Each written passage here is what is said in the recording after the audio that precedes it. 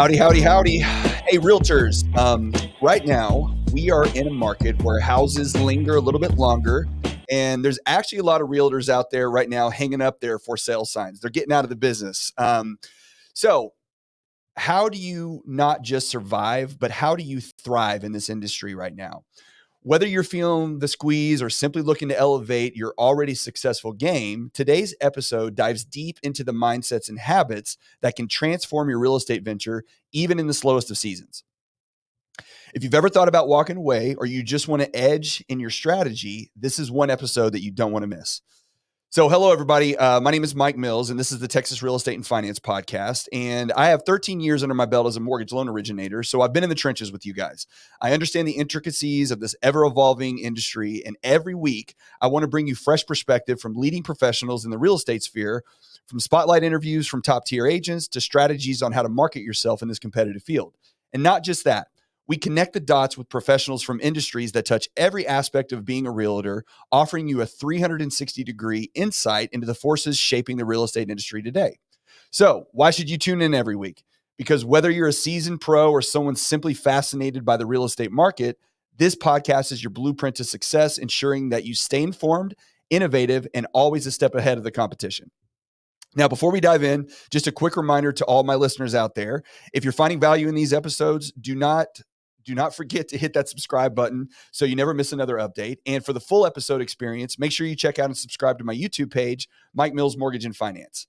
Your support keeps this thing going and helps stuttering. I wrote all this stuff out. I'm trying to be good on this.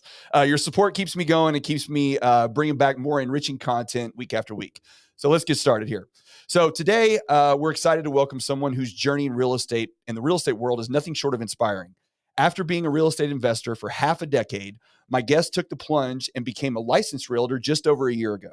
And while stepping into the market that was headed in a downward trend might have dissuaded many, he kept charging ahead, leveraging his unique skills and mindset. Being a former college athlete or quarterback for specifically, he knows a thing or two about strategy, focus, and perseverance. His unwavering positive outlook and steadfast daily routines have not only driven his success, but can serve as an example for every realtor out there. Whether you've been in the industry for a day or a decade, there's a lot to glean from this guy's approach. So let's welcome Nick Lamaison to the show. Howdy, Nick. How's it going, Mike? Thanks for having me. Sorry, that was a lot. I'm trying to refine my game on this thing, and I'll get better at this as we go, obviously. But I got to put a few things in the front side of this deal to make sure, because we're trying to grow it a little bit. So awesome. I apologize for you being my test dummy. Yeah, my test dummy on this one. No worries. Happy to do it. So I want to carry over our conversation from lunch the other day. We had a couple weeks back. I really want people to understand kind of where your head is and how you approach your business every single day.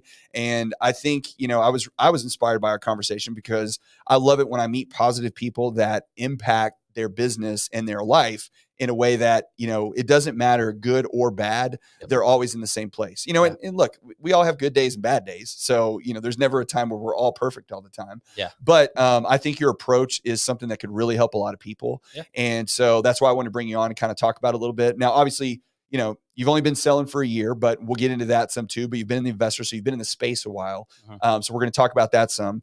But before we get to all that, let's find out a little bit about how you got to where you're at, right? Yeah. So we got to know the backstory, some where we came from, how we got here, and then we can kind of dive into the rest of it. So why don't you tell everybody a little bit about where you came from and how you got to be an agent? Yeah, absolutely. So, I'll really start with just how I got involved with real estate in general, overall. I think for me, it all kind of was like when I was younger as a kid, it started as a fascination, just to be honest, it kind of started with like MTV Cribs. Okay. And just like looking at different home designs. I want to say like one was like Master P. He had like the gold plated roof and that, yep. I don't know, it just caught me. But so then, I had that intrigue on it. I was like, oh, I'm generally interested in this. And then as I got older, you kind of kept hearing that consistent dialogue of real estate is a good investment. It's one of the safest investments, creates 90% of the millionaires. And so all of that was just kind of in the background. And then it really came to a forefront when I kind of made the plunge myself and bought my first property. Okay. Because at that time, it was just a good general idea. I didn't know much about it, but then I purchased my first property and now it seemed like everything opened up. And it Right. was really just the opportunity, because I realized all the opportunity from an investor side. I realized all of like the intricate details of the transactions and how that worked and what I liked about my transactions or what I thought could be better going forward. And so really once I purchased my first property, then it kind of really started getting the ball rolling. And I was like, I love this. Yeah. I'm super passionate about this. This kind of reminds me of my old athletic days. I like the like fuel and the fire that this is bringing back. And so that kind of, there was a duality of, well, I'm still in corporate America. I'm still working my job there, but now I'm building this investment portfolio. And then I came to a forefront where I said, I got to pick what direction I want to go. You got to pick a road. I got to pick a road. And I kind of pulled the trigger on it last year. My wife and I, it was a decision we made together, and I'm very happy. Year one's been great. It's been crazy. Yes. Tons of learning things. Yes. Got to meet people like you and all kinds of other really cool people. But it's been very fun. But I'm like, I see some of the long-term telltale signs right now. And I'm trying to keep everything in perspective and say, hey, give yourself time. This is what I'm doing for the next 30 years. Right. So don't burn yourself out in year one, and really kind of focus more horizontal maybe than so vertical right now, and see how many different segments can I get involved in, how much can I build out, and then just kind of scale from there. Right. And just see what opportunities come up. Yeah. Now you're in a unique spot because you mentioned it a little bit when you said it a second ago, but you were a former college athlete. Yep. And, whenever I've hired people in the past to do stuff with our company, I actually really enjoy hiring former athletes because there's a certain level of work ethic that those guys have, or gals too, where, look, we all played stuff in high school, and that's fine. I was a high school athlete. It's that's one thing, but when you go to college, it's a whole other ballgame. And actually, my daughter's 16 years old right now, and she's a volleyball player. And so she's about to be 16. We're kind of talking about, is this something that you would want to pursue? And, she says yes, but then she also nowadays has access to the internet and has access to other people that have been through it. And, and she's like, Dad, it's like a job. And I'm like, it absolutely is. Like, it's not, you get the, the stepping on the court on, whatever day or on the field on Saturdays for you. And you get that adrenaline rush that comes with that. Right. And that's kind of the payoff. But the lead up to that is, 6 or 7 days a week of practice and, following your nutrition schedule and getting up early and work and practicing late and trying to get your grades together and all that kind of stuff. Like, it is not an easy thing to do. Yeah. So, when I come across former athletes, typically they have a stronger work ethic than most people that you meet. Yep. And so can you speak a little bit about, what that journey was like for you going from, coming out of high school into college, and then, look, you're not in the NFL, right? So it's not like the story ends with you getting drafted by the Jets, but there's so many lessons that people can pick up. They could probably use me right now, to be honest. No doubt. Yeah. Did you see there was a thing on the internet about the guy that had the bar in Green Bay who said that he was going to give away and everybody ran up their tab, and then the Jets ran that brought it back. That was hilarious. Oh, it was great. But I just want you to talk about how going through college athletics and all the successes and failures, because it's filled with both, what that kind of puts you at, for today, and how that's benefited you being an agent and an investor. Yeah. So first I'll touch on the kind of like the difference in like the high school. I went to junior college too before college. And then I will say the biggest thing for me is I was just a guy who was pretty talented. I had a really good arm, great work ethic, but I didn't have a great regiment, routine, and discipline yet when I was in high school, and junior college was still developing that. But when I went to college, it was like sink or swim. Right. It was like, if you want to compete at the highest level, these are a lot of the people I played against went into the NFL. People I played with went into the NFL. Yes. And so, you have to be dedicated to your daily regiment, your routine. Doesn't matter if you feel like it. That's the last thing any athlete should be thinking. And they're in college when they wake up in the morning. It's like your day's already decided. Yes. You're working out at 6 a.m. Then your day is going to be a collection of practice, study hall, film session. If you're a quarterback, another film session. Maybe some more workouts and different things like that. And so it's pretty much like a 6 a.m. to 10 p.m. job every single day. And what I didn't realize then, especially as you're younger too, you're kind of rejecting that. You're like, God, this is so exhausting. Everybody thinks it's the glitz and glamour of college football. And you're like, I don't have a second to myself. Yes. But what I didn't realize was that was the most helpful and the most valuable thing for me, because that literally, like if I look at my routine today, this morning, and I look at my routine back then, it's the exact same thing. Yeah. And it all really starts with that level of discipline where it doesn't matter how I feel. I don't care. I always say how people feel in the morning is like a collection of how hydrated are you? How much did you eat? What were you listening to the previous day? What movie did you watch? And just a collection of all these different experiences. Yeah. And then whatever you do during your rest time, maybe you sleep well, maybe you don't. And then you wake up and you go, how do I feel? And then a lot of people let that dictate their actions. And what we've done is we just reverse engineered that and said, I don't care how I feel. Yeah. And how I feel is a byproduct of the day. That's cool. But I'm going to still wake up regardless and execute everything that I need to get done. And football really kind of, and the college life instilled that into me at a higher level. And there was pressure behind all of that. Whereas like in high school and junior college, it was like, oh, you're a great athlete and there's no pressure behind you. So everybody's singing your praises. Exactly. And everybody's like, oh, this guy's, going to make it to the next level. But so, and then also kind of the second point you talked about was it taught you how to deal with a lot of failure.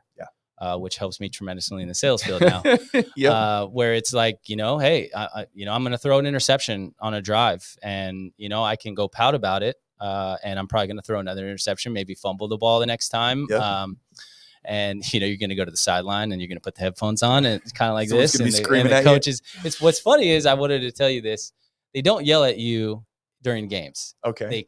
They incredibly. Which is smart. No, because they don't want to drag you down further. Exactly. Right. So like practice, forget about it. Make one mistake and you're going to know for sure. The whole team will know as well. And so, but in the games, they're kind of nice. Hey, what'd you see there? What's going on? They're trying to keep your head in the game. But, throughout that career and all of that, you just dealt with so much that translated into today, where it's like so much adversity, battling through things. How do you build great rapport? As a quarterback, you've got to build great rapport with 10 other guys, at least on your offense, and another 11 on the defense, who come from all different walks of life, all different personality types. There's just, so many different things you have to adapt to. So it's literally, I think about today, it's almost comical how well it prepared me for my life and everything I do. But I keep that same mentality where I wake up, I don't care how I feel. I genuinely don't. Well, it's hard. I think it's hard for kids, or it is hard for kids because we were all a kid at one point, but you don't have the benefit of time or, wisdom, I guess you would call it. But I don't think of wisdom as smart. I think of wisdom as experience, as going through stuff. And when you're an adult, you look back and you go, man, that was easy. Like that was great. You know what I mean? And I didn't realize as a child or as an adolescent how hard life was going to be. And I don't mean hard, like, I've had a good life. There's nothing, there's people who have it way worse than me, but I just mean the grind of it, right? We talked about this when we had lunch the other day is, it's one of those things where you wake up in the morning or people wake up and they think everything's going to be great today, right? Or everything's going to work out. Yeah. And more often than not, it doesn't. Right. There's always going to be almost challenges. Never. Right. There's always going to be obstacles, and there never really is an end. Right. You don't really get to, it's like, okay, I'm working really hard. I'm going to get this buyer a contract, right? As a realtor, right? I'm going to get this buyer contract. We're going to get them under contract. We get it done. We get the option period. We get the earnest money. We get, we go through the inspection, the appraisal, and the loan, and all the other stuff. And you get to the end, and you're clear to close, and you're done. And you sign the contract, and you get your check. Yeah. Right. Yeah. Okay. Well, now what? Yeah. Right. I mean, exactly. You got to go close another loan, right? You got to go buy it, help another buyer, help another seller. Yep. So it never ends. And when it does end, I mean, aren't you just dead at that point? Like that's, that's kind of what happens. Exactly. Like when it's all over, I always joke about the people that'll tell me they're going to retire. When I retire, I'm going to spend every day on the beach. Yeah, exactly. And I'm like, every day? Yeah. Like every day? Like, cause I mean, at some point that's going to get old and get boring. Like you have to have a reason to get out of bed. And what you illustrated there was just your desire internally to know that I'm getting up today. I'm going to go through my routine, go through my workouts, go my practices, do all this stuff. And then I'm going to have to do it again tomorrow. Right. And then I'm going to have to do it again the next day. Right. I'm going to have to do it again the day after that. Right. And if you don't have to do it anymore as a college athlete, well, that means you're not a college athlete anymore.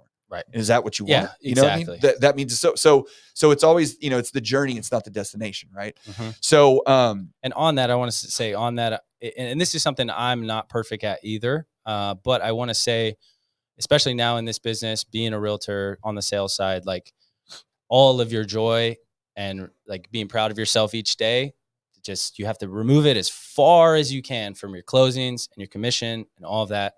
All of it is rooted in your daily effort. Yeah. So if you got up and you did 30 tasks today that were really high priority and you got after it and you had great passion, you probably get to the end of the day and you're like, well, I didn't close a deal today. Right. But it's like getting away from that. And I'm hard on myself with that too. Cause I'm like, well, why do I not feel the same joy and excitement and level of energy from just my daily effort as I do from my closing? And then this closing feels like a celebration. It's a win. You do the posting, you do all this and that. Because you get money. Money's great. Right. And that is true. But I think I'm always just hard on myself. I'm always trying to make myself better. And I think the more that all of us can root ourselves in our joy and contentment is all rooted in our efforts. Yeah. Because the collection of your efforts will bring the results that you want. So you were talking a minute ago about going horizontally in the real estate business, and you and I think if I remember correctly when we talked, you actually did. Are you still doing property management? Or Yeah. Okay, so talk a little bit about that, because a lot of agents hate property management. They can't stand it. And I've heard from multiple different successful agents that have done property management and still doing property management that it's actually a very beneficial thing to your business. So how did you get into that, and what does that look like for you? So kind of happened kind of slowly and gradual. So I first was just managing my own properties. And at the time when I was working corporate but was acquiring properties, one of the like owners of the branch there, he had like 9 properties. And so I'd like pick his brain on like an extra shift on Saturday. I was like small time then. He was a big time guy. And then so he always taught me in that time when I was talking with him that you can manage X amount, but once you get to X amount, then you're going to want to outsource it. And I said, okay. So I took that with me. But then one of the most important lessons he taught me, and I just want to make sure I communicate, is the importance of building really, really good relationships with your tenants. It is important. I do a really good job of learning all of my tenants, understanding what they do for a living, what their passions are, what motivates them, why are they with me, and for how long, and what's the next plan, and all these things. So anyways, as I kind of started progressing, I would meet with different real estate investors and I'd ask them, hey, what's your take on property management? When do you think I should do that? How many properties do you think I could take on by myself? And I had a couple calls with some different guys, and they all kind of told me, don't do it. Don't do it. don't. Well, they were telling me, don't pass it off to a property management company. Oh, okay. And do it yourself. And I want to say, I don't have anything against any property management company. And I work with property management companies all in DFW from time to time, but they had told me that they don't build the relationship with the tenants. And so there's so much turnover.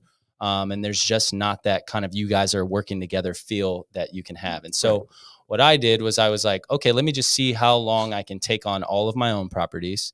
And then I really never got to the point where I was like, this is too much for me to handle. This is too much for me to manage. And for me, the real estate business, just by and large, it's a big people business. And I love the people side of it. So I never would want to not know who my tenants are or not know what's going on with them, just because I'm generally fascinated in those types of things. And so I just had taken it on by myself, put all the resources together. I made some mistakes there. Sure. I used to work with some like third-party companies that I won't mention any names here, but I kind of moved away from because I saw a clear divide between putting a Band-Aid on a problem and finding root cause of the problem. Yeah. And so when I put Band-Aids on, I got so many more calls specifically related to maintenance. My tenants were more frustrated. And it was just so many more things I had to work through. It'd be like work for a month and then it would break again. Fix a little sensor, it breaks again. So what I started doing is getting all those vendors myself individually. So I have my plumber, my AC guy, roof guy, painting, get your own book handyman, of everybody. And then I moved away from those third-party companies. And then now it's even been easier because every time there's a problem, I get root cause fixed right away and it's handled. And so that went so well that I said, well, who else can I help with this? And so, a lot of my marketing is like, hey, rental properties, and it's profitable here. And it's profitable in some markets in the US and some markets not so much. Yep. And so I have a large background, in the Southern California area. And so a lot of folks, they want to invest money, but it just doesn't make sense. Because you can't get the rent for what you're paying for the property. Exactly. Doesn't cash flow enough. The 1% rule, as I like to call it, doesn't work there. And so, so a lot of those people reached out to me and said, hey, if I bought a property over there, would you manage it for me? And so that's kind of how organically it kind of started. I just took those on, put some what I did is I just standardized what I was doing. Yeah, you put a process to it. Naturally done. I standardized it. So now anytime we bring in someone new, we use that same standard process. And so everything has been just kind of organic how it happened, but now it's growing more and more because we're doing a good job. Now, not only I'm looking after properties the same way that I look after my own. Yeah. So it most oftentimes goes really well. And there's an incredible level of communication with everyone throughout, which I know everyone feels good about, even when bad things happen. But now the focus is like, okay, how can I scale that? Like I talked about, go horizontal and then scale from there. So now, like, say, I know we're going to get into it a little bit later, but like now I want to take on like larger communities and kind of expand that and kind of look at what does the scope of work look like for those, so we're looking at like a 60 unit, a complex right now. Oh, wow. Doing That's property great. management for them. So we're kind of kicking the tires on that, looking, what that looks like. What would the scope look like? What all is going to be involved? So we'll see how that goes in the next year. But that's how the property management came about, was just doing it by myself. I learned an incredible amount. I standardize all of that, and now I help clients with that. And then now trying to expand it to the multi-unit facilities. Well, it's funny you said a minute ago about making some mistakes, and I think the internet or social media or whatever you want to call it's kind of ruined people to the expectations of how this kind of stuff works, because what you see people talk about is, well, look where I'm at now, look what I did now, look where I got to. And not enough people, I don't think, are saying, hey, look, I'm here doing this, but you didn't see the 2 years of hell that I went through learning and making the mistakes, and mistakes cost money, and mistakes cost time, and they're frustrating, and the frustration part of it, and the failure, feeling like I don't know what the hell I'm doing. Like, should I get out of this thing because it's not working the way I thought? Right. All of that. I think everybody that has any level of success in anything goes through that. Mm-hmm. And I don't feel like that part's highlighted enough, because in order to really help people understand that are looking for that or trying to find it, you got to understand that it's okay to have failure. It's okay to screw up. It's because everybody does. It's part of it. Yeah. It's part of the deal. That's how you learn. Like, you don't learn. There's when my son was young, he was like 2 years old, and he was in the living room, and there was a drawer on one of our TV cabinet or whatever. I don't even know what they're called anymore, but I'm not a furniture naming guy. But anyway, where our TV was, there was a drawer in this cabinet, and he was like pushing it back and forth, trying to stand up. And my wife was behind me, and she was like, hey, he's going to smash his fingers in the drawer. Mm-hmm. And I was like, yeah, I know. And she's like, what? He's 2. Like, what? Now, granted, I was a little extreme in that situation. It's like, well, when he does it, he's not going to do it anymore. She's like, he's 2. And sure enough, man, like 2 seconds later, he smashes his fingers. But it's kind of like, you have to go through these trials and tribulations in order for you to really appreciate coming out the backside and learning every detail about what you just did, so you become better at whatever your craft is, right? But the other side of that, which is something that you said a second ago that I want you to talk about, is the process of it, right? Mm-hmm. I'm really, really big right now on, and I've talked to a few people about this in different classes and stuff, about the goal. Like, I love Atomic Habits, one of my favorite books. Gotcha. And the ideas behind goals versus processes, right? Mm-hmm. And goals are great. We all have our little vision boards, and, realtors go to title companies and make their little posters and cut out pictures of cars and homes and all that stuff. Like, that's great. That's awesome. Right. But then what? Right. Okay. You've got a goal. Goals are great. Yeah. But how do you execute the plan to get to it? So I want you to start first, and I just want you to talk about your daily routine, like what you do on a day-to-day basis, because I think everything is foundational, right? It's like, well, I have this plan for this open house I'm going to do, or I have this plan for this, but what happens when your day goes chaotic and you can't execute that plan? And it gets down to, what do you like in the morning? What do you do? Where do you eat? Where do you drink? All that kind of stuff. So talk a little bit about your routines and how you get your day going. Yeah, absolutely. And I'll start with kind of annual goals first, because that's where my daily routines come from. Okay. So everyone has annual goals. We all want to do stuff. We usually set them up in January, and we usually give them up by February. And so about every November and December, my wife and I, and actually last year, my sister-in-law, she like made it very fun, and she's very good at doing that. where we were all going to draw and put our goals together. And we like all drew like this big, like art piece, little graphic thing. Mine looked horrible, so I won't show it. But so what I do is I take those goals and then I just reverse engineer that to a daily habit. Yeah. And what I always tell people is like hitting all of your goals is very, very simple, but it's very, very hard because it's totally contingent upon consistency. Yeah. And so if you want to lose 20 pounds in a year, well, there's a mathematical equation that you can do that with 365 days or however you're going to do it. If you want to do it in 6 months, and you can say, hey, I need to be in a caloric deficit this amount every single week on average. And then eventually by my 6 months, I will hit my goal. Yeah. And so that's what I do with everything. So my annual goals are not just real estate related, not just business related.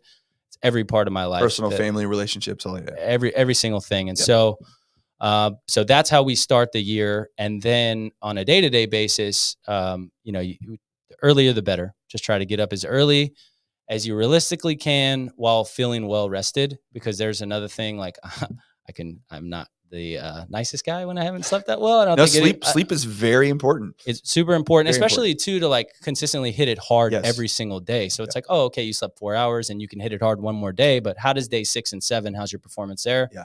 Probably lacking. And so for me, it's all, get up as early as you can. And then it's all rooted in the gym. Mm-hmm. It's the gym. And for me, it's weightlifting, but I think everyone should have some type of exercise routine, whether it's walking, riding a bike, physical activity, anything that you want to do. And also something that you like to do. Yeah, and sure. You can like get into. We have to want to do it, right? You can't force yourself to go, well, I'm going to go ride the bike every day, but I hate it. I was like, okay, well then you need to find something else. You need to find something that you like. And so the thing that I love about the gym is it teaches you what's called progressive overload.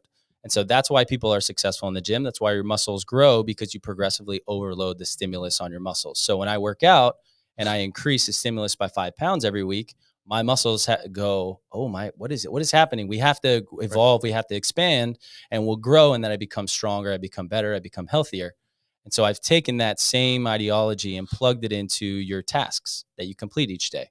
So I say, okay, well, how can we progressively overload our tasks and the amount of work that we're putting out and all of that? So first, I look at the gym and I go, well, how am I able to progressively overload here? And it's because I track. Right. So I'm tracking every single weight, every single rep, every single thing that I'm doing every single day. Then I'm incrementally increasing on that. So then what I've taken that into, plugged it into the business, and now I do task tracking. Mm-hmm. And so this is stuff that would never really be caught. Some of it would be. And so sometimes I'm filling it out 2 places, but this would most likely never be caught in a CRM. It's like little things you do. Yeah. Text message, little email, little call, something quick, something fast that you wouldn't think about. I'm tracking all of that every single day, all the time. So I can know what's your average level of completion each day. So how many tasks do you normally get? And as I've been doing it, I think 20 has been like a consistent number that I hit when I'm not really trying to go overboard, but I can consistently hit. And now each task has multiple tasks within it. Sometimes it's just one by itself, but now I progressively overload that effort. And so I can kind of continue to push my workload and push my workload and push my workload, because going back to the annual goals, if I want to do 30 deals, how many people do I need to talk to? Right. How many people did I talk to last year, and how many deals did I get done? And then it's simple math. Right. And so I just use the math there to kind of define what I want to do in my daily routine. But like structure wise, it's gym in the morning. I do a lot of my coaching client calls like 8 a.m. to 9:30 a.m. Because it's the only time that won't affect my real estate clients typically. Okay. And no tours usually. No one wants a tour at 8 o'clock in the morning, luckily. Not usually, yeah. And so then I'll do calls from 8 a.m. to 9:30, and those calls are mutually beneficial. It's me pouring into a lot of young guys typically that are want to get involved in real estate investing, want to learn more about real estate, all those things.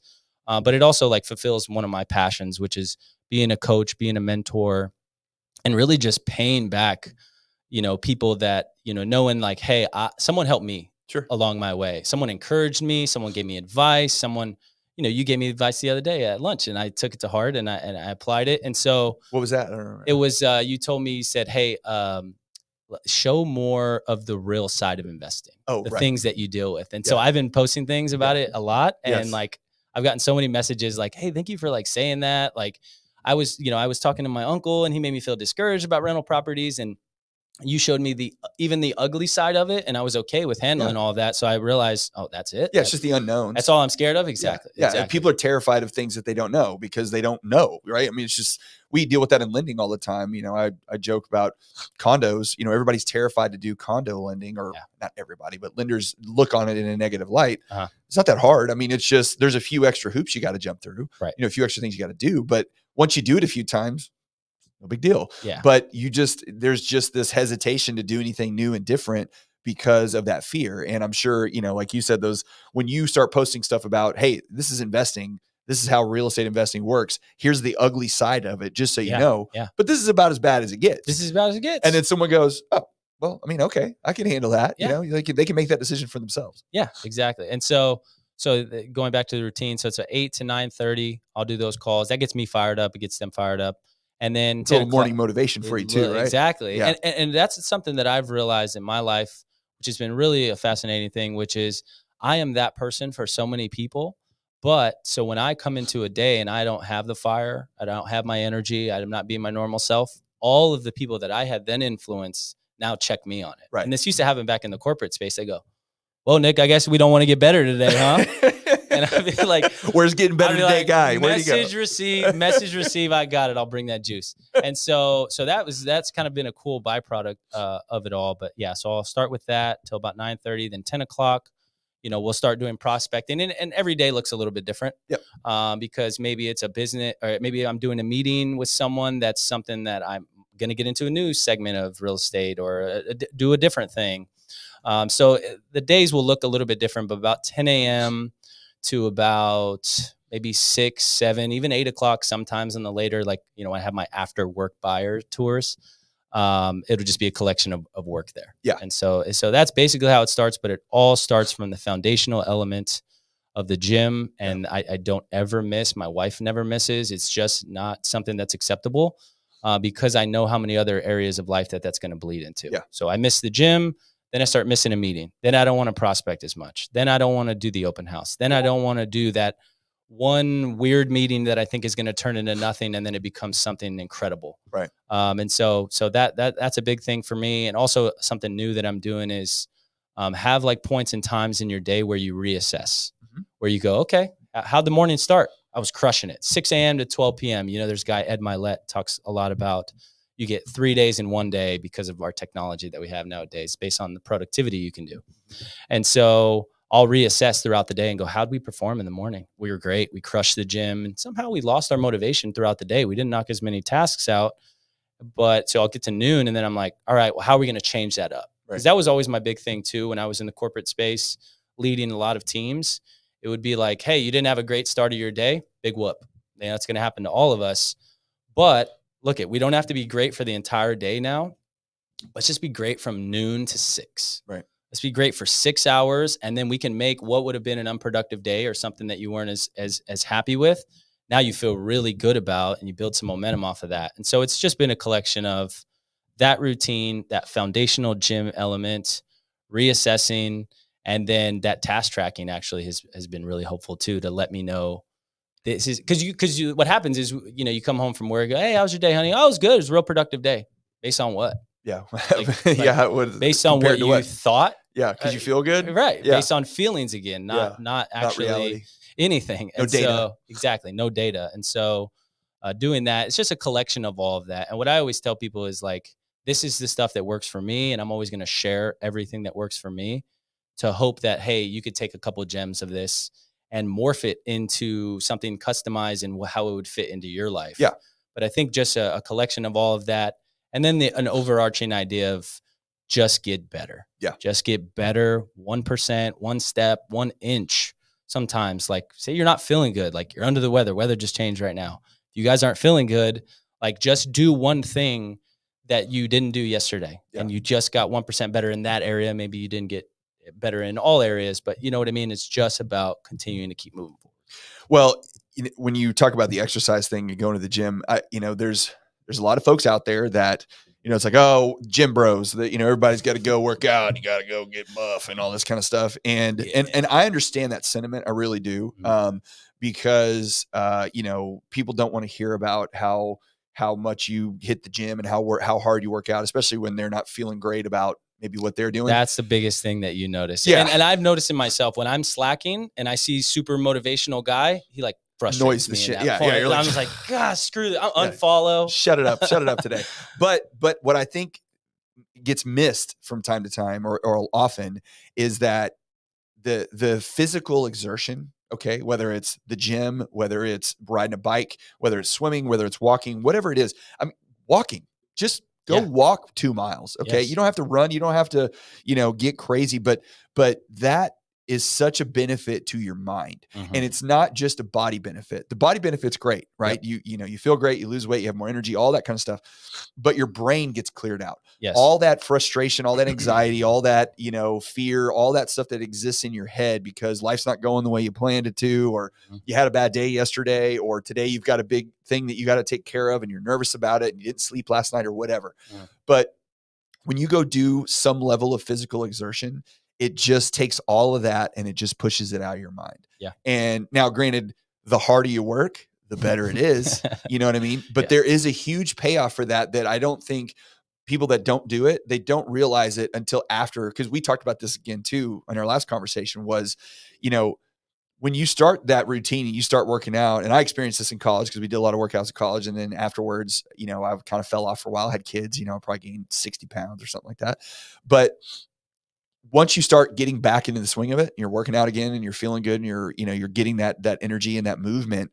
Then if you fall off, because we all do, right? Well, I work out a lot, but then I'll go a week where I don't. I'm like, but that week I feel like crap. Yes. I feel terrible. Yeah. And then my body's going, what are you doing? What are you doing here, man? Like, you need to get back to that because we're not liking how this is going. Yeah. So it's that being out of, once you do it and you're in that routine for a while, getting out of that routine is horrible. You hate it. You feel miserable and you can't wait to get back into it. So it's like this thing that just builds on itself, but it's not about being a gym bro. It's just about, that's the mental clarity and all of the stress that relieves from doing that is, I don't even think you can measure it. And another thing I want to add on it is, it's hard. Like, I do it every single day. I never really miss workouts, but it's hard every single day. But what I do is I self-hack. Yeah.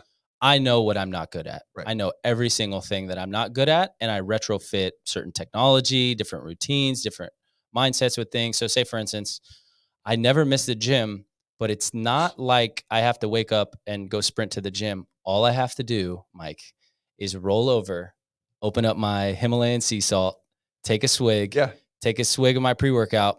That's it.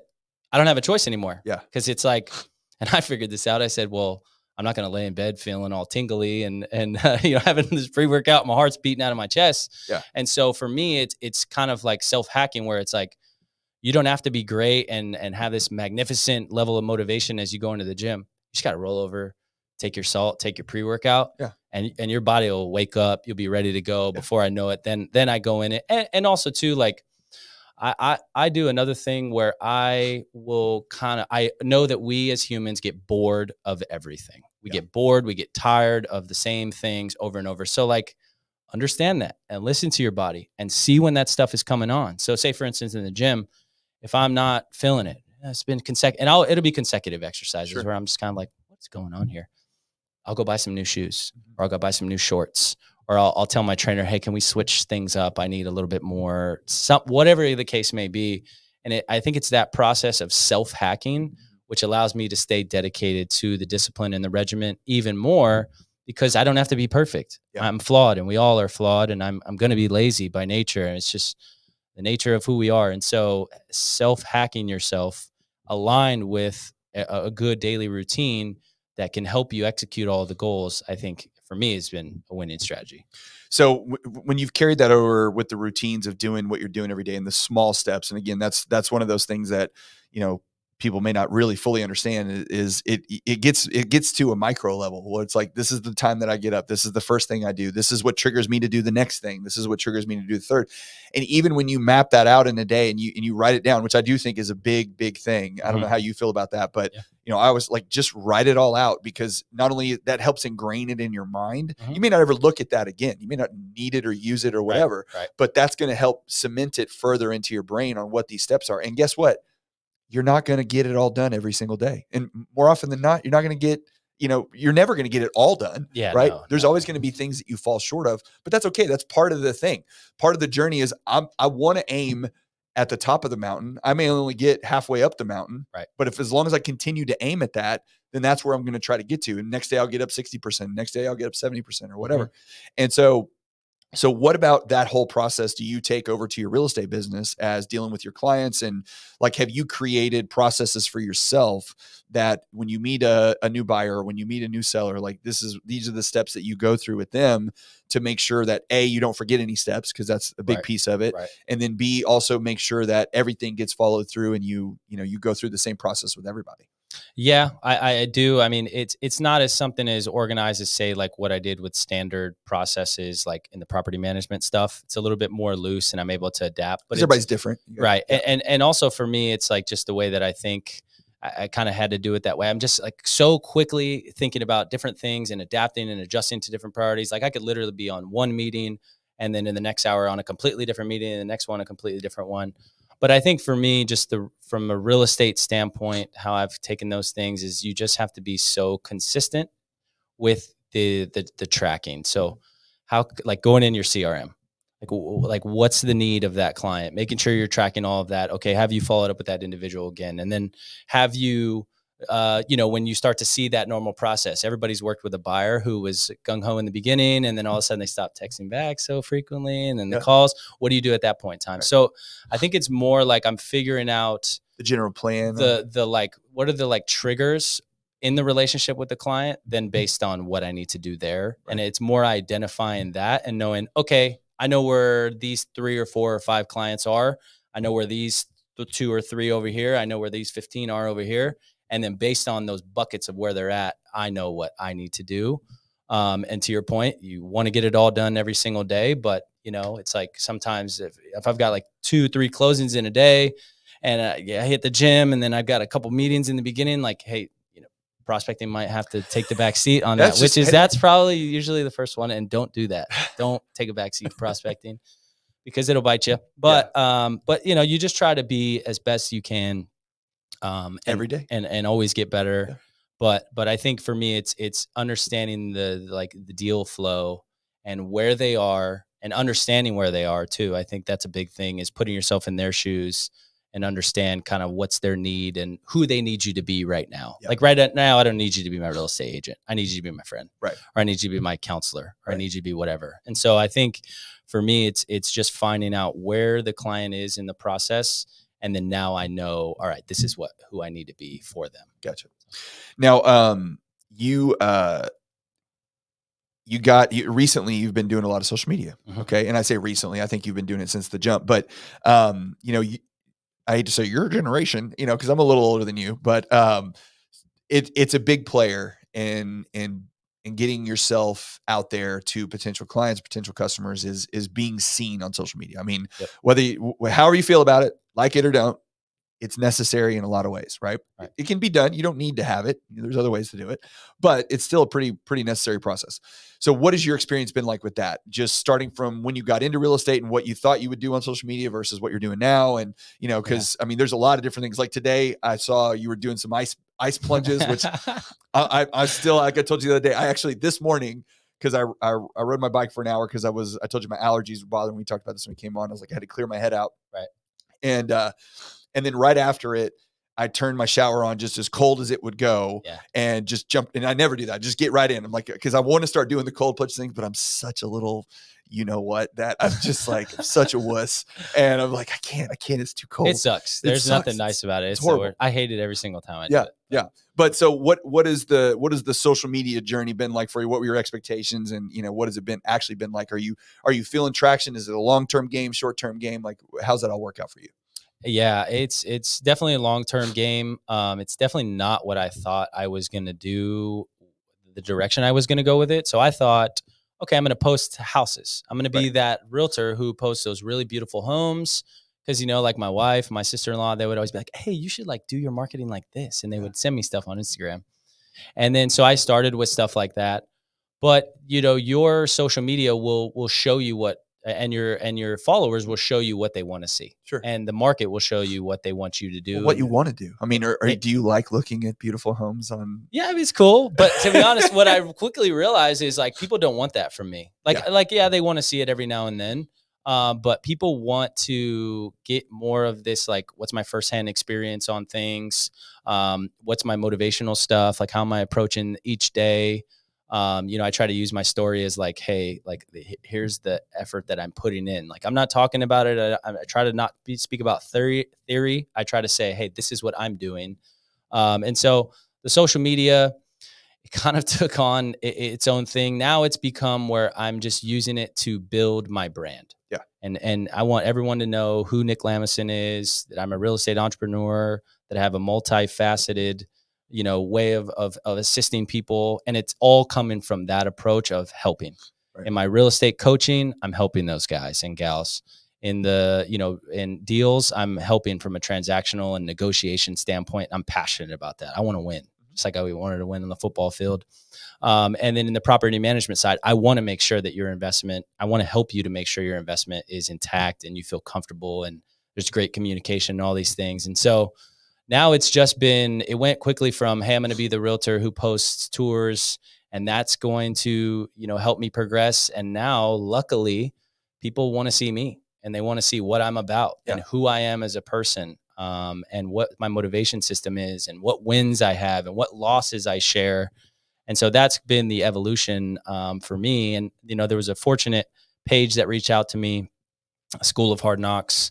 And those guys were really awesome. And they gave me an opportunity to interview on their show and kind of got me a bunch of attention. And that also showed more of what the market wants from you too, because now I just had, 2,000 followers in a week come to the page and they want different things and they're asking for it and they're, not being shy about it. And so it's just a journey, just like anything else. I think it's just like anything else. You get started and you see what's going to work for you and what's going to fit for you. Cause it doesn't matter how miraculous you can be on one given day. It's how good can you be every single day, and what's realistic for you. And so I found kind of certain parameters that I'm like, okay, every week I know I'm going to do, I think they call it talking head, right? That's where it's just like you talking. Yeah, just you talking to the screen. Yeah. Right. So like for me, talking head is a big part of it, because I'm, constantly investing in people. And so people want that from me, and I'll continue to expand on it. I like to put a lot of like assets and liabilities type of explaining those types of things, kind of like the rich dad, poor dad mentality. Yep. So it's kind of taken that as well. So it's multifaceted for me. It's long-term game, but it's building a personal brand, because I want everyone that works with me to want to work with me. Right. And because of who I am, what I do, my story, my mentality, all that stuff. And so social media just kind of took that over, but quickly made me realize, hey, what you thought it was going to be, it's materialized into something else. And now I don't know where it's going to go from here, but I'm just going to keep showing up each day and see what happens. Well, I think realtors that look at social media and they see it as like a, like the old school advertising, you're call me now, here's my number. I'll take good care of you and your clients and all that kind of fun stuff. But what it turns into, I think your example is very typical, actually, because what people find that do it consistently, there's people that are on social media but just aren't consistent about it. Right. When you do it consistently, you start to understand that that people want to know about you. Yeah. Like the people that you're putting information out there to you, they're interested in you. Like if they have to buy or sell their house and, they feel some connection with you or have talked to you or whatever, then, they'll think about you. But ultimately they don't want you to talk about selling homes every day, because, I don't want to talk about it. Right. Like it's just, it's kind of boring, after a while. When you need the service, it's great, but otherwise it's now. That doesn't mean that you don't ever talk about buying and selling homes. Absolutely. You have to keep that in the repertoire, but you also have to talk about you, your family, what you do every day, your experiences, because that's what resonates with people more often than not. And if you want to impact your sphere and you want to touch them in a positive way through social media, then those are the types of things that people want to see. And that's what they're interested in, is they want to see what you do on a day-to-day basis, because maybe they can take a little bit from that, you know? Right.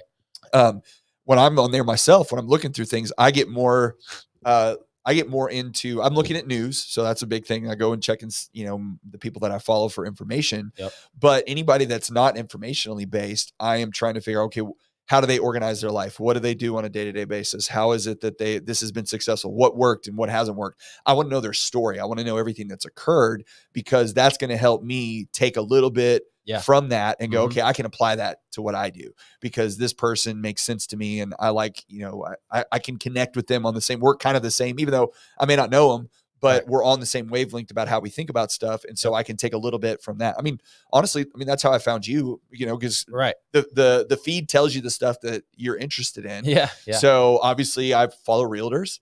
I'm into, I'm very interested in health and fitness. I'm very interested in motivation stuff. So of course, you pop up. I'm like, oh, okay. And then I start going through. I'm like, and he's here locally. Okay, great. And that's how I reached out to you. But that's the kind of stuff that I feel like people really want to see and they want to find. And when you post that type of information that isn't just industry based, then you tend to get much better feedback on that than if you're just posting stuff about real estate all the time. I agree. And the one last thing I want to say is, social media is the best nurturing process. Yes. Because no one really wants to get that phone call or text all the time. Like, hey, all right, yeah, we still at 6 months, right? We're still at 6 months. That's the timeline.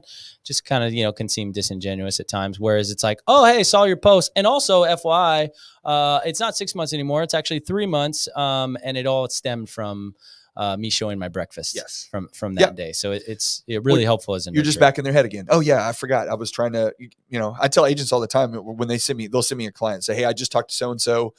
Here's their information. Give them a call. And then I'll reach out and call them, or I'll text them, and I may not hear from them. Like, how to go with, whoever. And I'm so, well, I haven't heard from them yet. I reached out again, and like, I don't understand. I just talked to them. They were gung ho. And I'm like, well, life happens, like, yes, they talked to you, everything was gung ho. And then their kid got home from school and broke his arm, and they had to take him to the doctor, and then they had to go to dinner that night. And so had a birthday.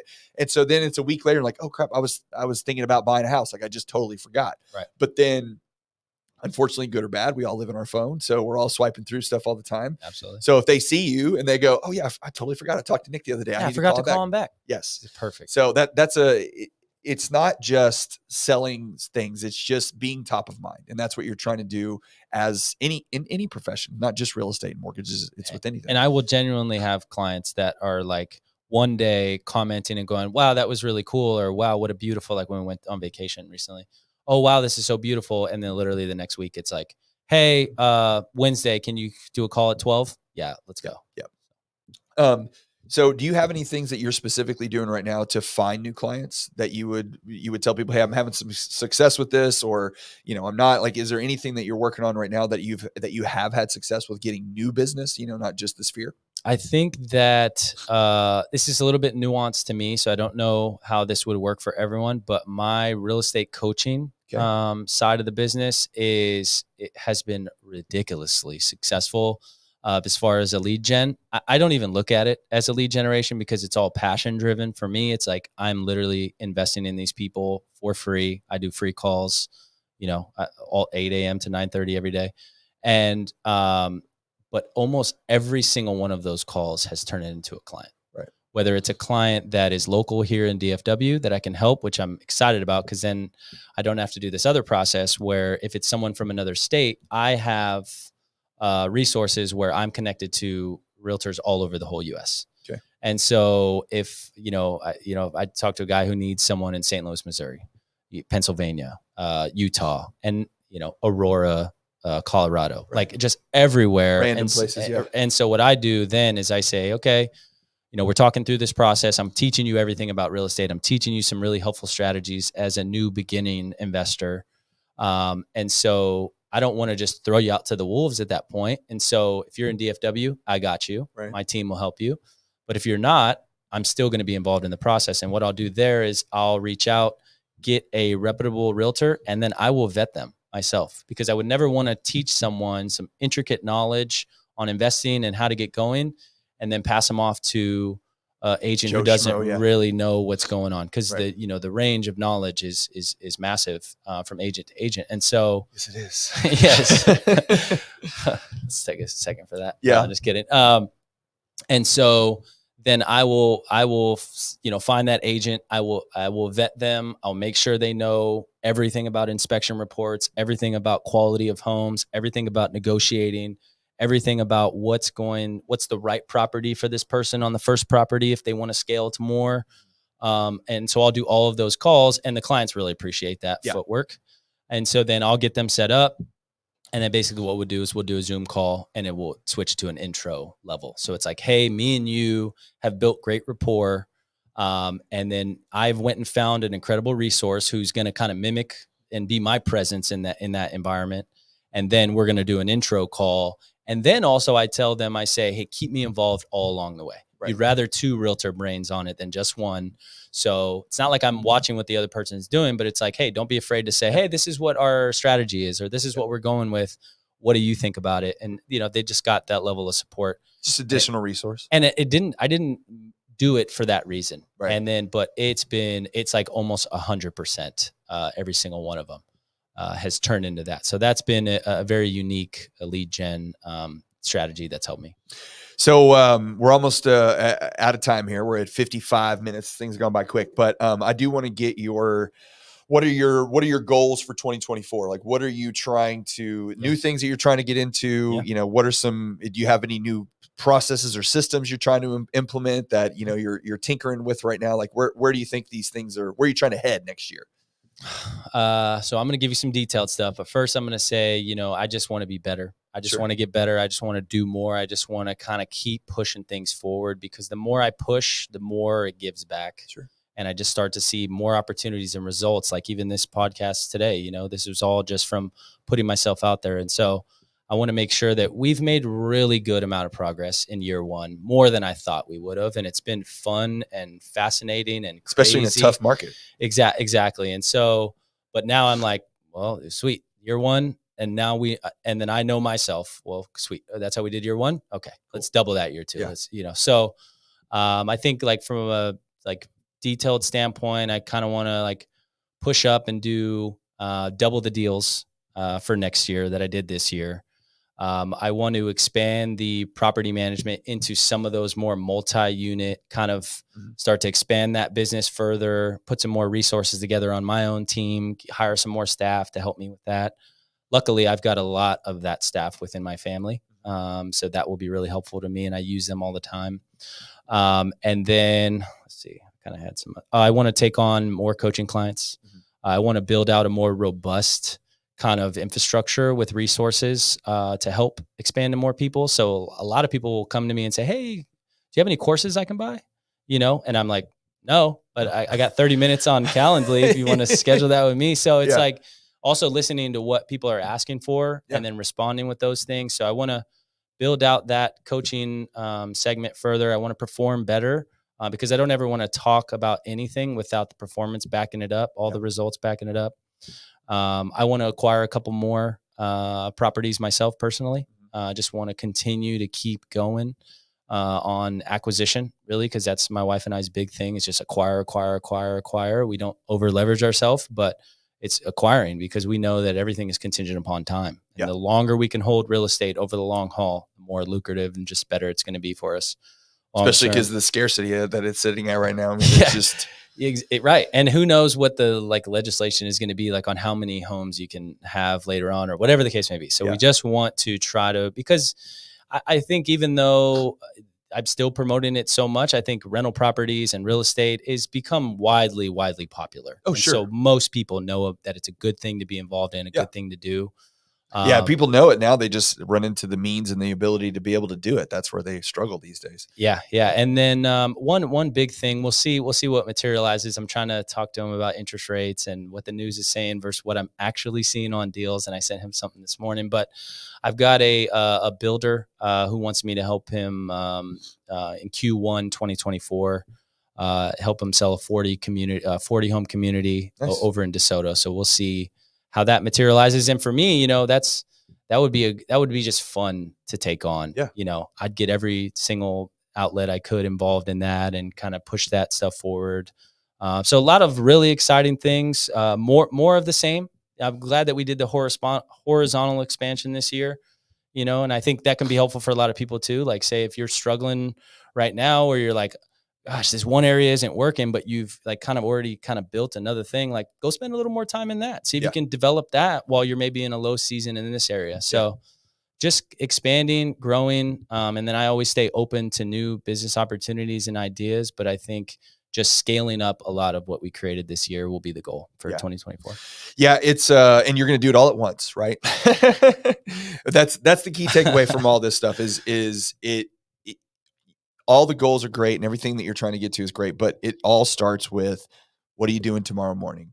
And what are you doing tomorrow afternoon? And how are you planning your day after that? And what's the steps that it's going to take to get there? And that's the whole, the whole guise of all of this is there's no, the idea of get rich quick or the idea of, success overnight. If you just do this one trick, this one little thing, that'll get you there. And it's just not true. Bitcoin mentality. Yes. Yeah. Hey, look, the Bitcoin's something else, but it's going to happen overnight. And the reality is that none of this happens overnight.